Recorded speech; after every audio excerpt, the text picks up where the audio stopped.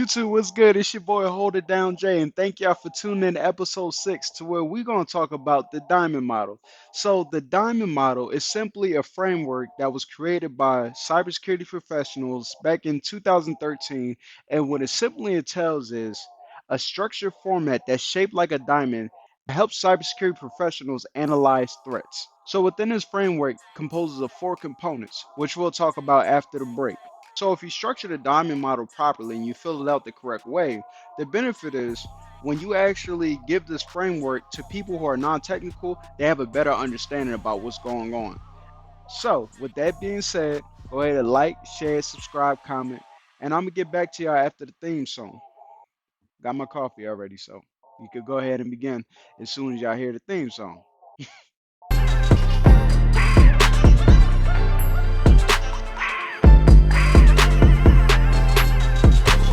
So now we're gonna get into the actual diamond model, and also we're gonna talk about the four components. So the first component we're gonna talk about is the adversary. So needless to say, the adversary is literally the enemy who's actually trying to gain unauthorized access towards this target. So for example, if you work at Dunkin' Donuts and there's actually an attacker trying to hack inside your network, the person who's hacking inside Dunkin' Donuts is your guy. But one thing I will say when it comes to adversary, your enemy, it can be a group, it can be literally a single person, and it could be for various reasons. Some people would do it for political reasons, also financial purposes. With that being said, I do want to be clear that when it comes to the adversary, there's two different type of characteristics that I want to share with y'all so that way you know the difference and you can educate yourself. So you have an adversary operator, you have an adversary customer. So the adversary operator is the person who conducted the actual malicious activity.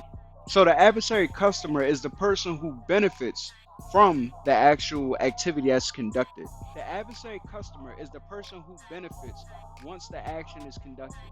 So, remember in my last episode when I was talking about when you go to the bank and you literally finally get through that door and you're actually putting cash inside your actual you're actually putting the gold bricks in the cash in your bag and then you head it out.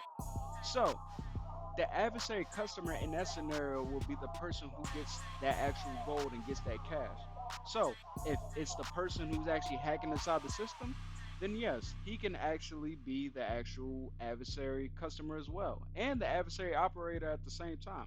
Number two, so we're going to talk about capability.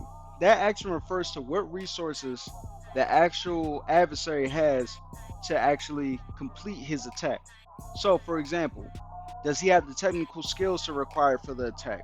Does he have the financial backing to actually make this attack happen? Does he have the tools necessarily to hack inside? Does he have the information?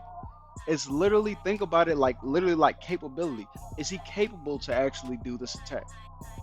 And if so, what is the limit that he's able to go far of? So some of the topics that fall under that topic would be tactical technique and procedures, or TTPS. And if you don't know what that is, look at my last episode and pretty much I explain everything. So another term I want to talk about is capability capacity. So what are the strengths and weaknesses that an adversary can exploit within its target? This term is the adversary arsenal.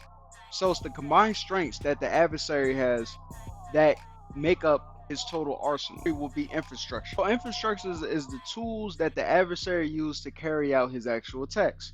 So some examples will be communication channels, devices, servers. Now within this infrastructure domain, I want you to be aware that there's some subtopics that I'll talk about. You have infrastructure 1, infrastructure 2. You also have service providers. One infrastructure is literally the devices that's controlled by the adversary executing the attack. Type 2, its infrastructure is controlled by the intermediary, and literally what that composed of, the reason why it's like that is because that tactic is used to hide the attacker's actual identity. Examples will be an attacker having a server that has malware on it, fake domain names, and compromised email accounts. So when I say compromised email accounts, if it's somebody at a workforce that literally has a legit email. He hacks into it, gains unauthorized access, and now he's acting as the actual person who owns that actual email. So another term is service providers. So there's different ways you can think of a service provider. Let's say the domain registrars like GoDaddy, for example, or webmail providers, and internet service providers. So the last component is victim. So victim is literally the target of the attack. So that can entail an actual person, a country, even an organization. Example you can give is China attacking the United States. So in that example, China is the adversary because their target is the United States, which is the victim because they're trying to get unauthorized access. Just like the other components, there's some terms within this domain that I like to talk about. Victim persona is literally the people that's actually being attacked. So literally it can be people, organizations, names, the roles, and etc. being exploited or attacked. And you got victim assets. Victim assets are literally the things that the adversary wants from its target. So it can be various things. So for example, if I'm a hacker and I'm trying to hack inside of a bank, obviously I want money. Victim assets are the things that's targeted by the adversary. So, for example, it would be inside of a company, it would be their networks, their servers, email addresses. So, it's pretty much where adversaries will direct their attacks. But wait, there's more.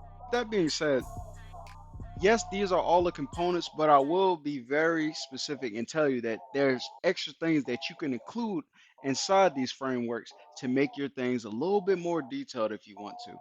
And these are called the meta events. So once again, meta events are extra details that you can add inside your report to make it a little bit more detailed and make it more easy to understand. The reason why this is important is because remember in the beginning when I said if somebody is non-technical, they may not understand what's going on or they're not technical savvy. You can put in certain details to have them understand and give them a nice synopsis of what happened during that activity. So some examples would be timestamp. Okay, when did this happen? Okay, it happened 2024, March 13th at 2 o'clock p.m. You can also include the phase. An example from the phase will be the cyber kill chain. And if you don't know what the cyber kill chain is, I have it in my previous video and I will share a link. And also the result. Was the attacker successful in his exploitation or was he not? And that will give a nice little finer detail. Another one is direction. Where was his target? Where was he going with this as an attacker? The next one is mythology. What was the actual attacker's intent to fulfill his assignment? And another one's resources. So that can be open source intelligence, like anything in the public, like social media or LinkedIn. Also finances and people. All right, YouTube, thank y'all so much for following me as far as the diamond model. Remember, it's 4 components that it composes of. Also, you can add in more events from meta events that deals with timestamps, resources, all that good stuff. So thank you so much for tuning in for the framework series. And we have one more framework to go. But before that, I want to actually do a lab in my next episode. So keep following around, support, like, share, subscribe, comment, and I'm going to get back to y'all.